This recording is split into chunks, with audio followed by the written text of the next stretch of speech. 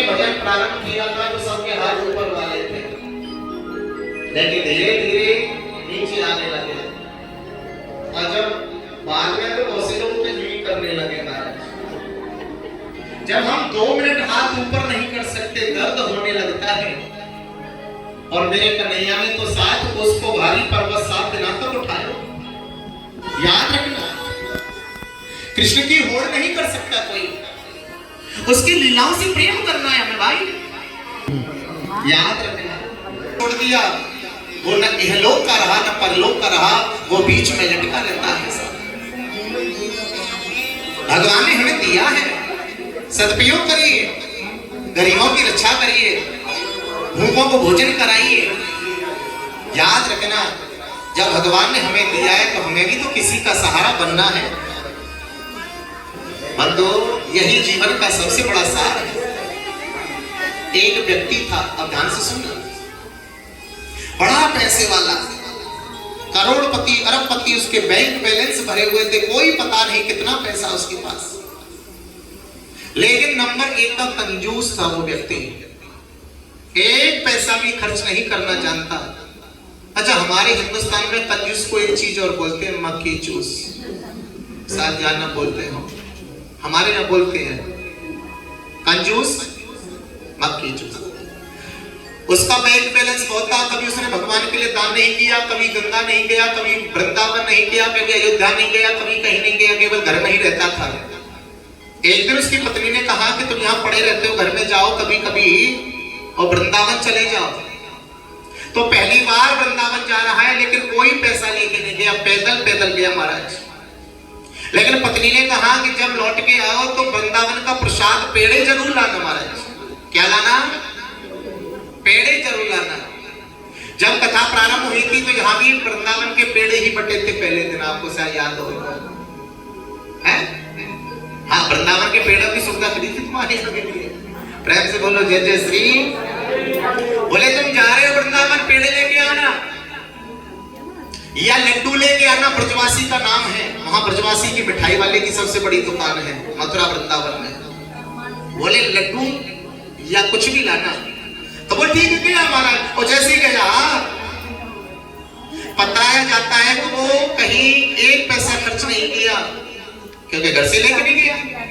जब रास्ते में लौट के आया तो एक जगह देसी घी के लड्डू बट रहे थे भंडारे में, लड्डू, और वो बेईमानी से 5 लड्डू दाग के ले आया प्राप्त करके। जो आजकल प्राणी प्रसाद में बड़ी बेईमानी करता है, याद रखना। तो 5 लड्डू ले आया, एक पॉलिथीन में लाकर के घर में आकर के टांग दिया और बैठ गया, सो गया, लेट गया। पत्नी ने कहा कि इतनी दूर से आए, कुछ ना कुछ लेकर के आए। हमने देखा पॉलिथीन खोली तो पॉलिथीन खर खर करने लगी। पति जगा, बोले क्या कर रही है? बोले देख रही हूँ क्या लाए हो। बोले थोड़ा सब्र नहीं भया तुम, पर चलो कोई बात नहीं, तूने खोली है पॉलिथीन तो आजा बंटवारा करते हैं प्रसाद का। लड्डुओं की पॉलिथीन बीच में रखी, आमने सामने दोनों पत्नी बैठ गए। अब पत्नी ने 3 लड्डू निकाल के अपनी तरफ रख लिए, 2 लड्डू पत्नी को दे दिए। पत्नी बोली हाँ जी बड़े चतुर हो, वृंदावन तक चट्टू भी खाए, लड्डू भी ज्यादा खाओगे। ऐसा करो 3 मैं खाऊंगी, 2 तुम खाओगे। पति बोलो तेरा मोड़ो हटो, 3 खाए ला। अरे 2 ही खा ले, मैंने मथुरा तक वृंदावन तक मेहनत करी, अब 3 खाएगी। अब पति आपस में लड़ने लगे महाराज। लेकिन पति को ये पता था कि स्त्री ज्यादा देर तक चुप नहीं रह सकती है और लड्डू मुझे खाना ही खाना है। तो उसने एक शर्त रखी कि दोनों चुप हो जाती है, जो पहले बोलेगा वही 1 लड्डू कम खाएगा। पत्नी बोले ठीक है, दोनों चुप हो गए। एक दिन बीत, 1 घंटा बीता, 2 घंटा बीता, 3 घंटा बीता, ना पत्नी बोले ना पति बोले। चलो बोल गए तो लड्डू कम हो जाएगा, भाई सवाल तो लड्डू का है ना। मामला बड़ा विचित्र हो गया। 4-6 घंटे बीत गए, रात्रि होने को आई, पति को भूख लगने लगी है, लेकिन फिर भी पति बोल नहीं रहा। बोले बोलूंगा तो लड्डू कम हो जाएगा। वो ये भी नहीं कह सकता कि तू रोटी बना ले, भोजन बना ले, नहीं महाराज। अब बैठे रहे, पूरी रात बीत गई महाराज, बैठे बैठे, कोई किसी से नहीं बोल रहे। प्रातः काल हो गया, पड़ोसी आने लगे, बोले भैया क्या हो गया, आज तो पत्नी ने भी झाड़ू नहीं लगाई है। बोले झाड़ू लगाऊंगी, पड़ोसन आएगी, बोलेगी बहन क्या कर रही है, तो बोलना पड़ेगा। बोल गई तो लड्डू कम हो जाएगा। आज तो पति भी बाहर नहीं गया, जो अगर बाहर जाएगा तो किसी ने राधे राधे कर लिया तो जवाब देना पड़ेगा, और जवाब दूंगा तो लड्डू कम हो जाएगा। पत्नी दिन दोनों अंदर रहे महाराज। 2 दिन बीत गए लड्डू के पीछे, लेकिन घर से बाहर नहीं गए और चुप बैठे रहे। अब पड़ोसियों ने सोचा कि वैसे तो रहते नहीं थे, हर समय हल्ला गुल्ला करते रहते थे, लेकिन 2 दिन से शांति है। अगर ये गए तो गए कहां? अगर कहीं जाते तो ताला लगा के जाते, लेकिन दरवाजा बंद है।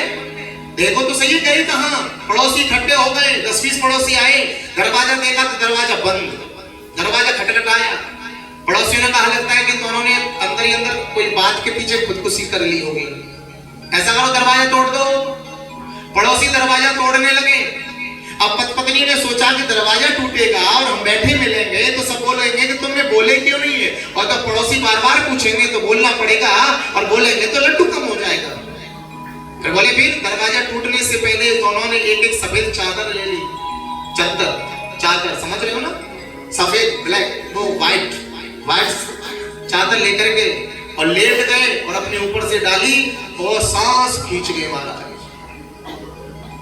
पड़ोसियों ने दरवाजा तोड़ दिया, अंदर देखा तो दोनों पत्नी सफेद चादर में पड़े हैं। अब पड़ोसी बोले लालाओ जल्दी जल्दी कांटी बनाओ, भाई 2 दिन हो गए तुम्हारे हुए, चलो जल्दी करो। अब दोनों को कांटी पे बांध रहे महाराज, अब रस्सी कस के बांध रहे हैं, दोनों मुंह बना रहे हैं लेकिन बोल नहीं रहे हैं क्योंकि रस्सी लग रही है ना, और जब रस्सी लग रही है तो बोल नहीं रहे हैं क्योंकि बोलेंगे तो लड्डू कम हो जाएगा। भाई मामला तो लड्डू का है ना। अब शमशान में ले जा रहे, राम नाम सत्य, शमशान में पहुंच गए, लेकिन फिर भी नहीं बोले गए तो लड्डू कम हो जाएगा। 2 चिता बनाई, चिता पे रख दिए, और चिता पे रखने के बाद भी नहीं बोले दोनों पत्नी। बोले क्यों? बोलेंगे तो लड्डू कम। अब पड़ोसी बोले कि पहले पत्नी को आग लगा में या पति को आग लगा में? बोले अगर पहले पत्नी को आग लगाएंगे तो कोई पति सत्ता नहीं हुआ। बोले पहले पति को आग लगाओ, पत्नी सती हो जाएगी। पति को आग लगा दी गई महाराज, लेकिन फिर भी पति नहीं बोला। बोले तो लड्डू कम हो जाएगा, मामला तो लड्डू का है ना। अब बहुत देर हो गई, जब पति गरम आग में जलने लगा, आग की लपटें उठने लगी है, पति घबराने लगा। उसने मन में विचार किया अगर थोड़ी देर नहीं बोला तो हमेशा के लिए लड्डू धरे के धरे रह जाएंगे भैया। और जब पजरने लगा, जलने लगा, उसने चिता की लकड़ी उठाई और बैठ गया और पत्नी की तरफ इशारा करते हुए बोला तू ही खा ले राण, तू ही खा ले। अरे 1 लड्डू कम खा लेगी तेरा कुछ बिगड़ जाएगा? मुझे मरवाने पे तुली है, मुझे मरवाने के लिए तैयार हो गई, और 1 लड्डू कम नहीं खा सकती है। अब तो मोहल्ला वाले बड़े परेशान, अब तो पत्नी भी खड़ी हो गई। बोले अब तो लड्डू 1 में ज्यादा मांगे क्योंकि मैं पहले तुम बोले हो। तभी तो कहते हैं प्रिया हट बाल हट राज हट। स्त्री अगर अपनी हट पे आ जाए तो अच्छों को झुका देती है। प्रेम से बोलो जय जय श्री, और जोर से बोलना पड़ेगा जय जय। श्री सुखदेव जी कहते हैं आज रास रचा है भैया, आनंद हुआ रास में, और जैसे ही रास रचते रचते आनंद भयो है, गोपियों नाचते नाचते जो भोले बाबा नाच रहे थे, घूंघट लगा के भगवान शंकर जी का पल्लू सरक गया, हट गया, और भगवान हो जया जय हो। जहां सुख है वहां दुख है, जहां लाभ है वहां हानि है महाराज। अब तक तो गोपियों के बीच में संयोग रहा, वियोग की घड़ी आने वाली है। एक बार भगवान कृष्ण ने नारद को बुलाया, बोले जाओ कंस को भड़काओ, हमें यहां से मथुरा बुला ले। हमारे माता पिता वसुदेव देवकी कितने वर्षों से जेल में बंद हैं, हमें उन्हें भी तो बाहर निकालना है। और नारद को भेज दिया कि ददाति नारं ज्ञानं च बालकेभ्यो च बालकौ जातिस्मिरो महाज्ञानी तेनयं नारदाविद।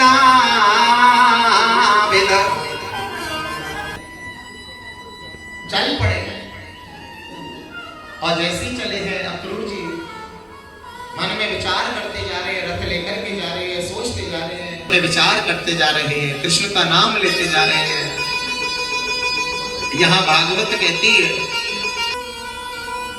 कि कैसे कहूं कि कंस तुम्हें मरवाने को बुला रहा है, लेकिन भगवान कृष्ण कहते हैं बाप चाचा मैं जानता हूं, लेकिन इस बात को नंद बाबा से मत बोलना। अगर तुमने उनसे बोल दिया तो वो मुझे मुझे जाने नहीं देंगे और मेरे माता पिता वसुदेव देव की कितने वर्षों से हंस की जेल में बंद है, उन्हें भी तो बाहर निकालना है। दोनों आपस में बात कर रहे थे इतनी, और जैसे ही आंसुओं को पहुंचा, नंद बाबा ने कहा, मां के जैसी ममता, मां के जैसा प्यार संसार में कहीं नहीं मिलता। बंधु, मां की ममता बड़ी विचित्र है। आज भगवान जिसको जा रहे हैं तो मां फूट फूट के रो रही है, नाई कर रही है, बेटा मत जा, मत जा, मत जा, बेटा मत जा। बोला अच्छा कि हाँ, लेकिन बंधु, ध्वनि को कौन टाल सकता है? हमें छोड़ के मत जा। पत्ता टूटा से ले गई पवन उड़ा, अब के बिछड़े कब मिले सो दूर पड़े। इस प्रेम की नगरी को छोड़ के ना जाओ घनश्याम,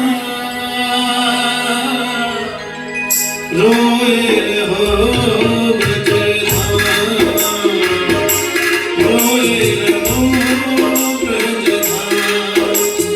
प्रेम की नगरी को छोड़ के ना जाओ घनश्याम, रोए हो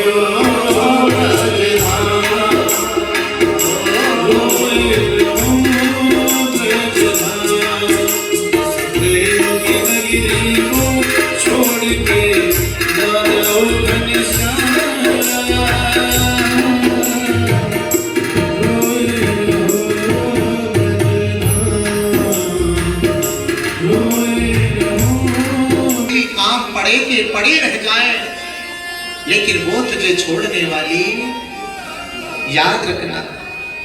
इसलिए समय रहते सुधर जाओ, समय रहते समझ जाओ। याद रखना, जीवन का कोई भरोसा नहीं है। क्या भरोसा है इस जिंदगी का, साथ देती नहीं ये किसी का। इस जीवन का कोई भरोसा नहीं है साहब। ये जीवन लीला कब समाप्त हो जाए। इसलिए अपने जीते जी ही तीर्थ कर लो, अपने जीते जी दान कर लो। साथ देती है मकान का, नातेदार रिश्तेदार अड़ोसी पड़ोसी साथ देती है शमशान का। और जिस बेटे से प्रेम करते हो वो बेटा भी साथ देता है केवल अग्नि दान का।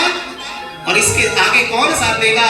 जो हमारे द्वारा किया हुआ भजन है वही साथ जाता है भगवान तक। प्रेम से बोलो जय जय श्री। जितना भजन कर लोगे, जितना दीदार कर लोगे मीरा की तरह, ओहो शबरी की तरह, उतना ही तुम्हारे जीवन में आनंद होगा प्यारे। आसक्ति छोड़नी पड़ती है, यही जीवन का सार है। संसार से प्रेम करोगे आसक्ति कहलाई जाती है, और भगवान से प्रेम करना भक्ति कहलाई जाती है। याद रखना, भगवान की लीला बड़ी विचित्र है। आज भगवान जा रहे हैं, पूरा ब्रजगांव रो रहा है, सब गोपियां रो रही हैं, गाय बछड़े रो रहे हैं, रमा रहे हैं। आज अक्रूर जी भी रो रहे हैं। अक्रूर जी कहते मैं कैसा पागल हूं जो एक भगवान को भक्तों से अलग कर रहा हूं। भगवान कृष्ण समझ गए और भगवान ने अक्रूर की तरफ देखा। अक्रूर से बोले, अरे अक्रूर जी, इनका तो थोड़ी देर का रोना है।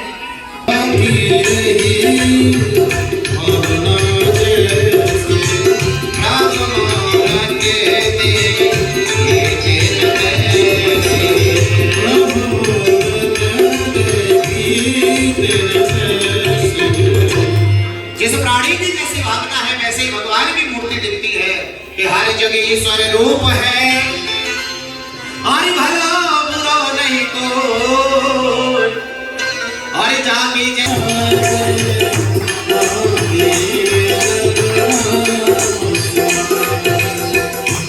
आसे रोग मिटे सब पीड़ा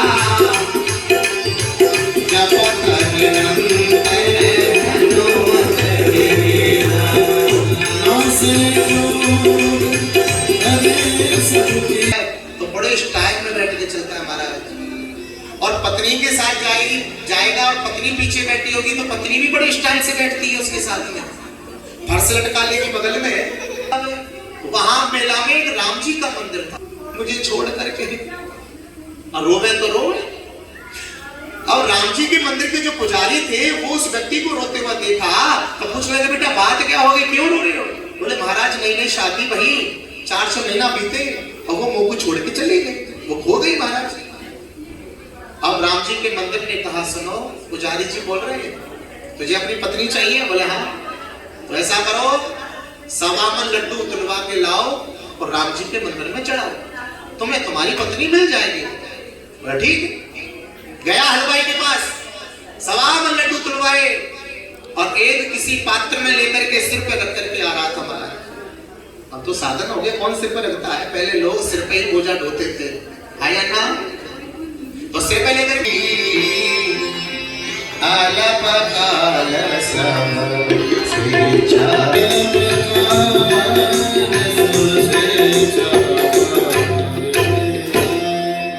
थोड़े समय में सारी शिक्षा दीक्षा को प्राप्त करके वापस मथुरा में भगवान कृष्ण बलराम आए महाराज। याद रखना ये राम भगवान कृष्ण कहते हैं उद्धव मुझे अपनी गोपियां याद आती है। उद्धव ने कहा अरे कन्हैया तो मथुरा के राजा होकर के गवार गोपियों को याद करते हो, तुम्हें शर्म नहीं है? भगवान कृष्ण को बड़ा बुरा लगा कि उद्धव एक ही हाथों सो गयो श्याम संग हर को आराधे ईस। हे उद्धव एक मन का जो कृष्ण के साथ चला गया, अब हमारे पास 10-20 मन नहीं है जिससे तेरे ज्ञान को सुने। के बूढ़ो सुनो है चलो और सुन गोपिन के बोल और ज्ञान बजाई तुम दबी और प्रेम बजायो धूम। आज प्रेम के सामने उद्धव का ज्ञान धरा का धरा रह गया। एक बात बोलूं, भगवान ज्ञान से नहीं मिलता, भगवान पैसे से नहीं मिलता। भगवान जब जब मिला है प्रेमियों को मिला है, प्रेम से मिला है। जब तक हमारे हृदय में भगवान को पाने के लिए प्रेम नहीं होगा, जब तक कृष्ण का दीदार नहीं हो सकता।